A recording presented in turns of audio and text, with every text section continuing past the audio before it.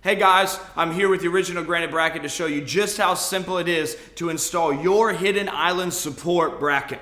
A few things you're going to need. Number one is a Dremel or a tool like that, because you're going to want to notch your cabinet out or your knee wall, whatever it might be, to make it completely flush for your countertop to flow over that. So you're going to want to grab that, maybe grab some tape. You see here we just taped it across because we don't want to chip any paint while we're cutting. So go ahead and grab that, and then we're going to get this thing put in. Okay, here we go. We got everything laid out. Notice we've started 3 to 6 inches away from the corner. Your first bracket, you're always going to want to start 3 to 6 inches away from the corner. You see, we took the time here, laid it all out, got it ready. Take a few minutes and do that. Lay it out before you cut it out. You're going to thank yourself at the end. So I've got my old handy dandy Dremel tool here. Let's get it cut out. Let's go to work.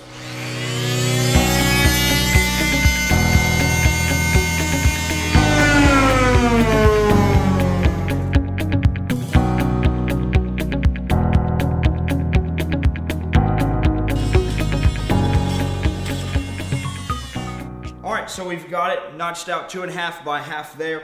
Got it squared up, ready to go. Now all you gotta do is just mount your original granite bracket to your cabinet there. You're gonna mount it here.